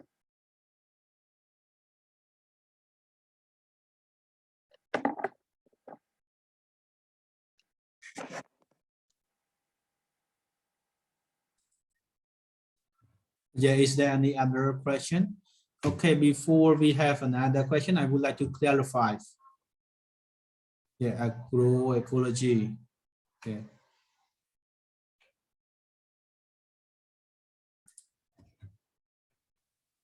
Okay, is there any question? Well, I have one question to Prémila. I would like to know that presented. I would like to ask whether the fishing farming, whether the fishing in a pond or the fishing at the big place or in the gear. So which fishing farming that you raise in, like in a pond or in a like a pity field or in any places? Thank you. Yes, for fish farming, there is a two kind of system observed. There is a small garden pond with the water used for the vegetable and everything, where farmer put some wild fish and just let them grow and collect them after a while. And what we call the fish farming is a more developed system with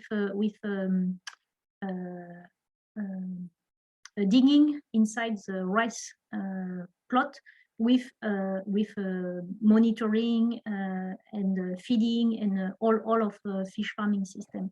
And this one has been observed only on one farm, so it's not really it's a marginal practice what has been observed.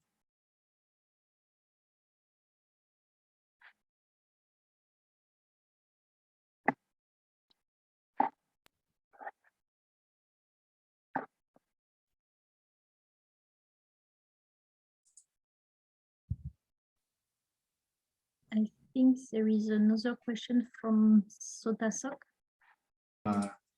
Prémila ក៏គាត់ឃើញលោក Sothy សុកលើកដៃបាទសូមអញ្ជើញលោក Sothy សុកបាទ Yeah, I would like to share a little bit. Very good afternoon.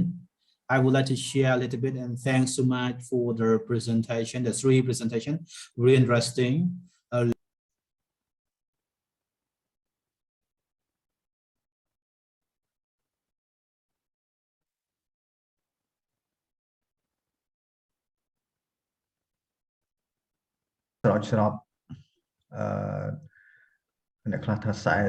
And some people said 40%, or some people say 45% of the whole land. But we see that our farmer experiencing a lot of problem, and even at our side, especially at the dry season. At the dry season, we don't have much water source for watering, especially for the rice or for other crops. So I would like to share a little bit as well that in our CSAP, we have provided the pond of water, 35 pond of water to the smallholder farmer for growing vegetable, so that they can be able to grow the vegetable. At least they can enjoy using the water up to 5 or 6 months in a dry season. And for the this is the assistance to the farmer who don't have ability to dig up the pond, but they are very active in the farming, right? So we provide the support for them. And after we provide the pond of water, for the real, I can say the real grower, they can use only 2 or 3 months, because like after 2 or 3 months, the water drawn out because the water source from the pond is not enough. So this is the experience, the problem explained by the smallholder farmer. And one of the point is the pond digging is another problem is that because the land, the soil nature in Cambodia, if we let slide down after we dig the pond, then it slide down. And another problem is the agricultural soil. It's hard to improve its quality. And I see the presentation show a lot about the canal, which is the source of water. I see that it is good. And to me, I think that the investment in the canal system is very challenging to me, because in Cambodia, you know, the management or the arrangement or the management system of the canal water have to be very challenging, I think, because we don't know for sure who is the person in charge. For example, let's say you mentioned about like the user, water user association, maybe they manage, or maybe sometimes related to the Ministry of Water Resource and Methodology, and sometimes related to with the agriculture provincial department of water resource and methodology. So I think there must be a clear determination who should be the person, the manager of the water, have to be clearly determined whether belong to the state or belong to the association or the farmer. And one more point is about like conservation agriculture, like Mr. Sapon presented just now, that sometimes the farmer, they love it, they very active, but when we're talking about competition and compare about a revenue, then the farmer, they feel discouraged, then they give it up, because the farmer, they cannot make profit like other farmer who, like Mr. Sapon had mentioned, like about like they cannot, the farmer who do like conservation and practice cannot make profit comparing to those who like revolution practice farmer. So this is the challenges, and all of these challenges, I think for the farmer themselves, they yet to be able to link themselves to the market. They just rely mostly on the trader or the middleman, the collector. So it seems that the farmer, they lost one benefit to link their business, I can say their daily business to the market. And another point is the revenue from the rice. Based on our research recently, we see that the farming per hectare, it costs up to about $484, and the revenue we can get only about $700. So we can see that if we compare the cost on the production, then the farmer have only $263 remaining per hectare per year. So we can see that the rice cultivation take about 3 to 4 months at least. So we can see that 3 to 4 months, farmer after minus the cost on the cultivation or production, 3 to 4 months, the farmer can make only 253 US dollar in average. So maybe this reason the farmer they switch to another job, another activity to make income. And one more point I would like to raise as well. Yeah, there is the research, and we also have policy that we still continue to develop more policy, and we also have the exchange the exchange our idea and consultation in order to ensure the achievement of the sustainable production of the food. But anyway, if we look at the farmer skill and capacity, is still very limited, and their capital also very limited as well. And when talking about the linkage to the water, still limited as well. So like Mr. Supon he mentioned that one farmer from Prémila, they moved from Prémila to Kampong Thom. You see, because of the lack of the water in their province, that's why they switch to, or they move to like Kampong Thom province from Prémila. See, so this is the challenges that we can tell, obviously.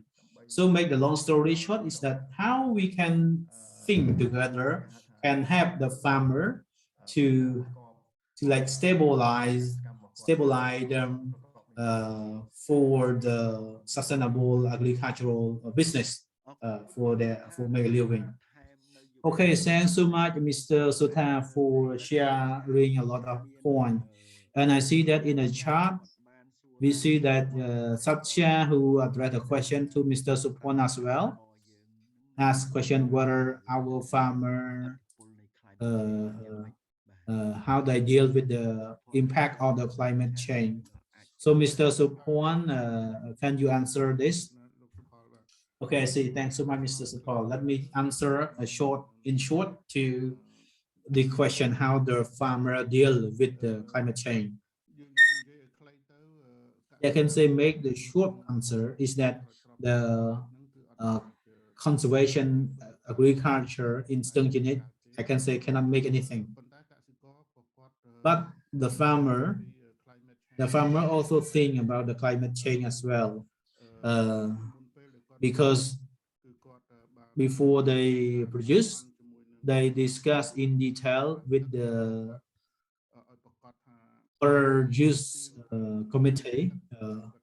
They want to make sure that there will be water for their agriculture. So I can say in the Sror we don't have any problem with the lack of water because of the proper management on the water. And number two, the farmer also think about the seed. The farmer think about the seed that they use like the long life seed, like 85 days that they can harvest. So a year they can manage to cultivate up to 3 times per year. However, they cannot apply the conservation agriculture at the area that has sufficient source of water. So for my answer, I can say that in the Sror area, we have problem with only with the practicing the conservation practice. Because Mr. From Julie also joined the study as well. If you would like to add on top on me, you had the floor. Thank you. Okay, now Mr. Zongri, did you have anything you would like to add on top of Mr. Supal or not? Do you have comment? It's not okay. If not,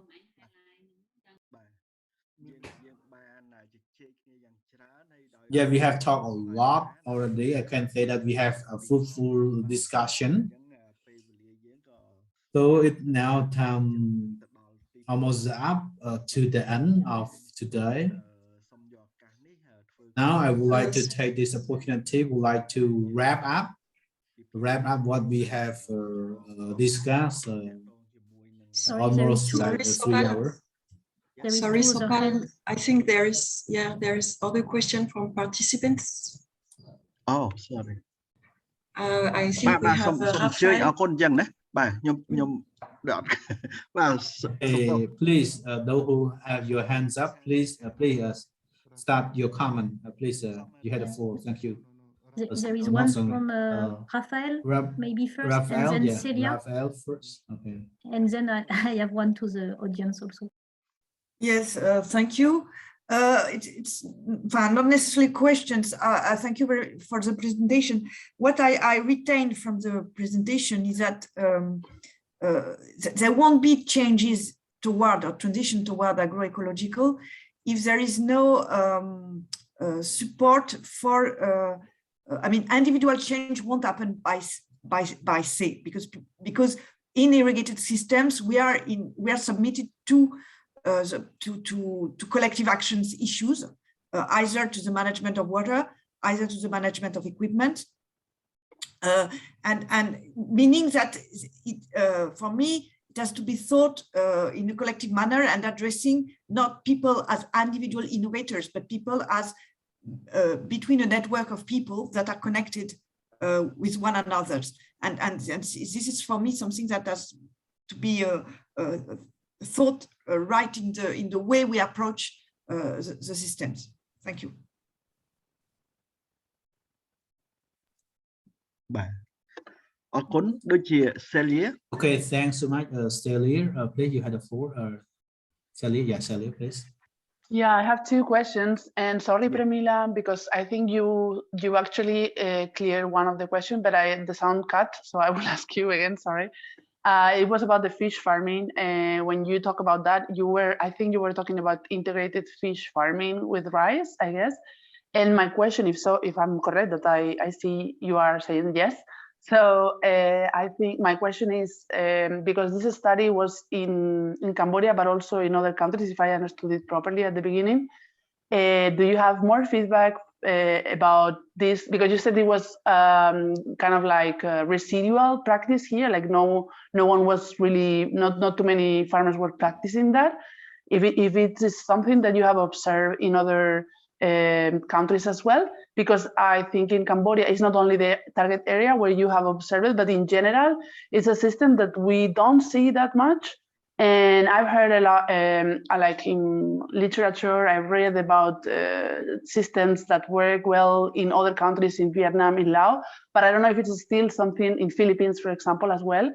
But I don't know if it's still something very, a minority that do that, or if it's something that is a bit more extended than in Cambodia. And if so, why? I mean, if you find differences there, what could be the reason? That's one question. And the other question is for the last presenter. It's about like you, basically, it was really interesting to hear from you as well. I was wondering while you were speaking, if you have observed all like those kind of barriers of farmers to change their practices, because, for example, you were saying that they want to show that they are achieving high yields, and they don't want to go through that transition where the yields are not very high. If you also have observed what could be a driver that could influence the behavioral change in farmers to be more, into, if there are opportunities, if you have captured opportunities or drivers that can also help NGOs and research centers to widely promote conservation agriculture. Thank you.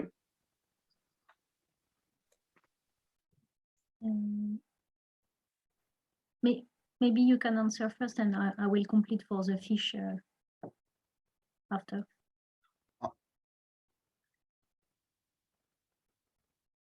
Okay, ចឹងលោក support បាទ Okay, then Mr. Support will answer first, then after request of Prémila. Yeah.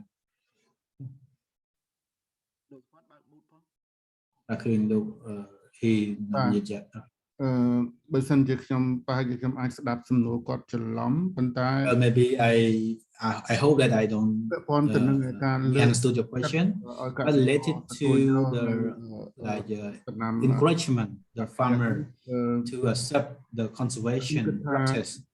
I think for the area of Stung Chinet, រឿងពិបាកដោយសារអីដោយសារតែ it must be very hard because those area is the area that farmer can enjoy the other practice of farming because they have permanent waters there. មានការគ្រប់គ្រងបច្ចេកទេសពីកសិករ So we may need like មាន the support from the technique from other farmer or the available of the agricultural input. Like before they cannot grow it well and with less gel. I can say now people enjoying with the gel that they make. It will be very hard to convince them switch back to conservation practice.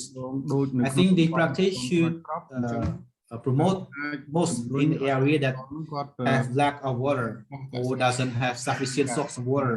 So then because at the dry season, the land is not occupied. So then they don't have the water. Then it is an opportunity for them to push them to apply the conservation agricultural practice. I can say the same way. We also have the plan to do in a levy here and area that we will cover in the 7 districts. We are now in the stage of the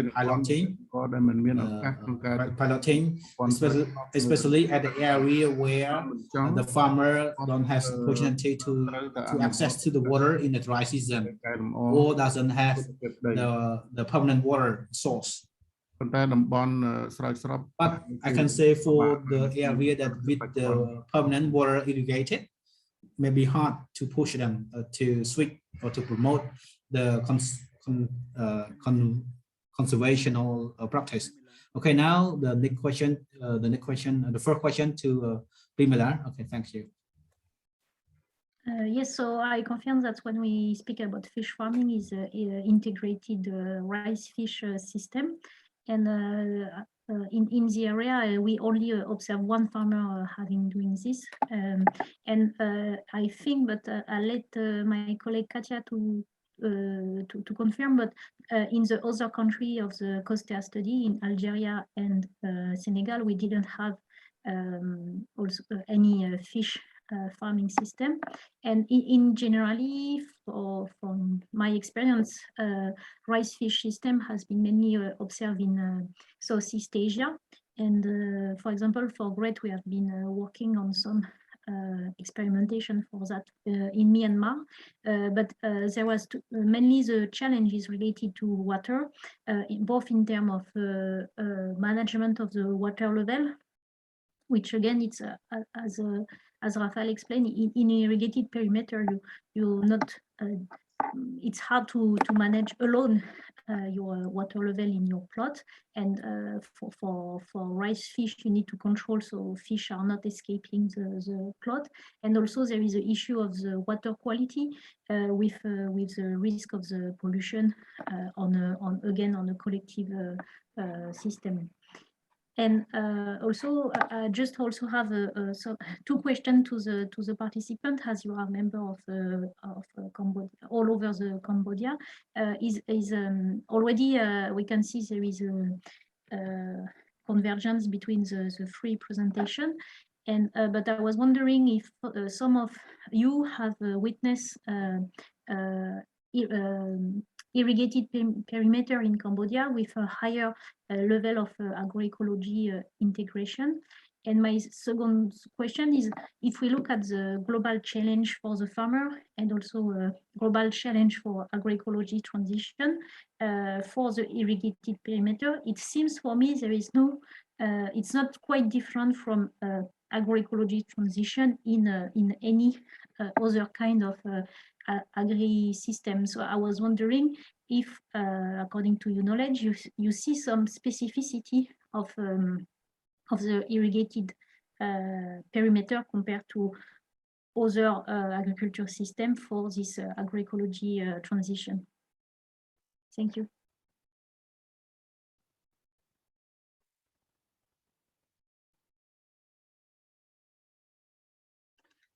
Okay, អរគុណ Jean Marie បាទ Yes, can you hear me? Yes. Okay, just to answer to this last question of Prémila, But I think yes, there is. I mean, Prémila, you asked two questions. First one is there any irrigated systems with a higher level of, let's say, agroecological practices in Cambodia? I mean, if we speak about the large-scale irrigation schemes, which are mainly in lowland and for rice, I think the answer is rather no. I don't see any cases with large-scale irrigation that has really triggered more agroecological practices. And is it more challenging or is it the same for irrigated area or not? I would say no. And I think the case presented by Sopon illustrates this well, is because within the, let's say, rice irrigated schemes, where there is generally quite large blocks or irrigation units in which the water is managed relatively collectively or with some collective constraint.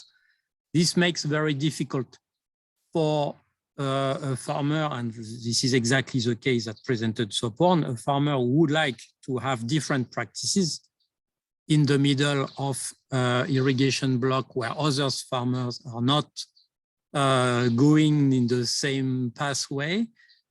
It's just impossible. In particular in dry season, if you want to do something else than rice, because of this matter of collective management of water in the irrigation block. So this makes really a big constraint. It means whereas in other area, some farmers can have their own initiative and be pioneer in agroecology practices, and maybe later on trigger or pull other farmers to copy and to adopt the model if it proves to be efficient.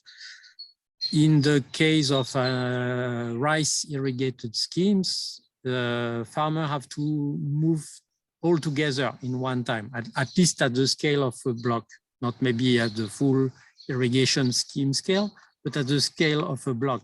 So this is much more difficult because you cannot really have standalone pioneer farmers. They need to move together, and this is actually very difficult to achieve. This would be my reply to Prémila.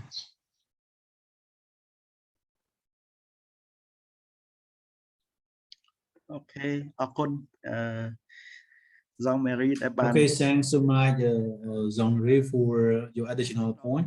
Yeah, I see that Celia has a hands up. Please, you had the floor. No, sorry, it's not. Oh, got you long, got you long. Yeah, sorry. Got you long.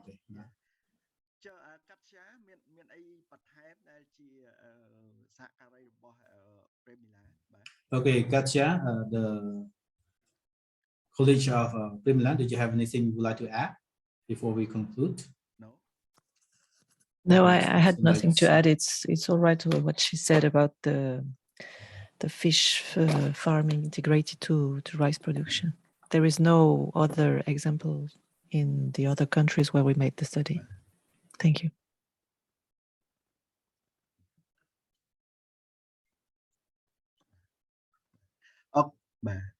អរគុណច្រើនអញ្ចឹងមួយទៀតតើ Okay, thanks so much. One more point, Raksmey already left because he have another meeting. So the first speaker, he already left. So that's it, the information I would like to share with you. So is there any last comment? We now a little bit run out of the time. Is there any last comment before we conclude? If not, so please allow me to wrap up briefly our discussion this afternoon. That we have three speakers.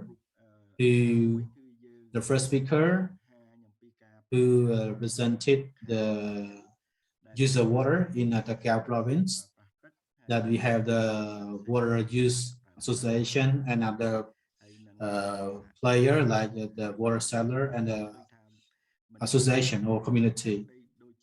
And it seems that we don't have like good management of the water, and result that the irrigated area even get worse and worse because of the lack of the proper management of the water, and the canal become shallower and shallower.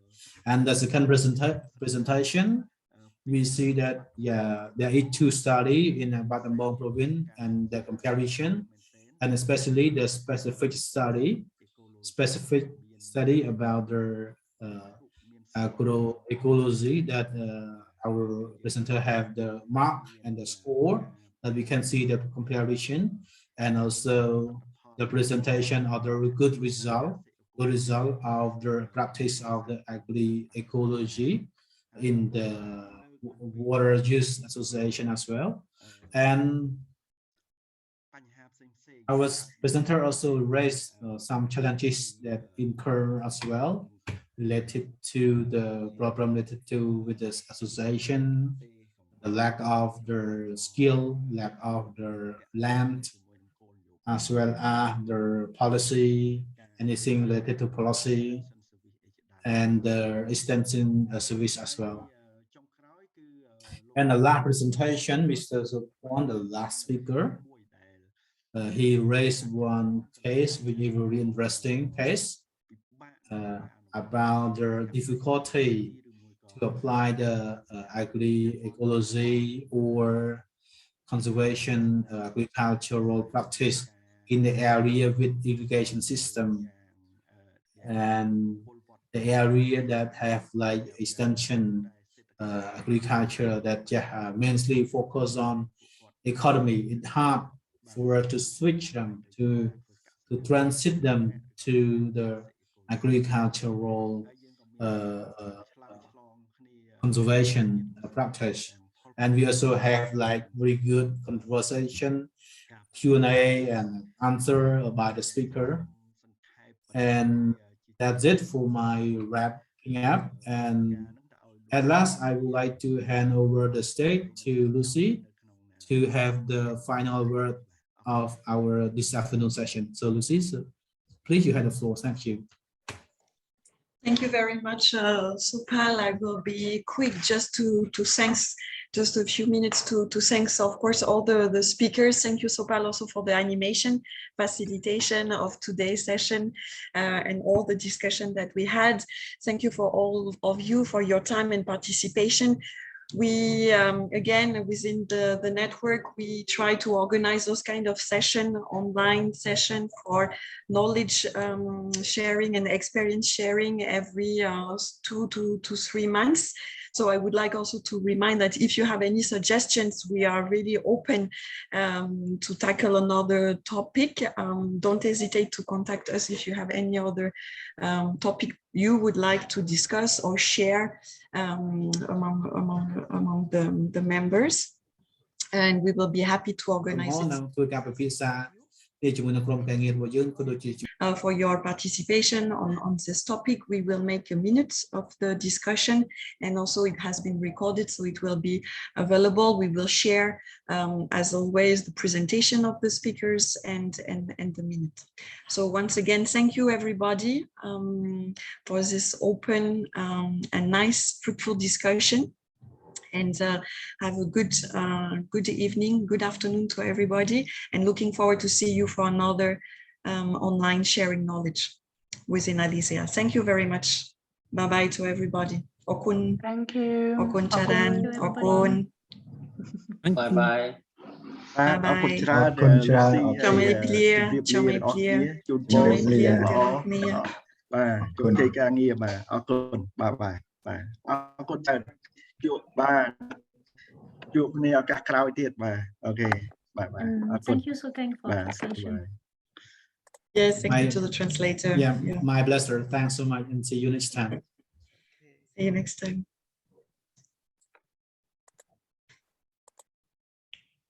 Thank you, Sopal, for the facilitation. Very nice. Welcome. Thank you. Yes. Yes. Thank you. See you. Yeah, see you. Bye bye. Bye bye.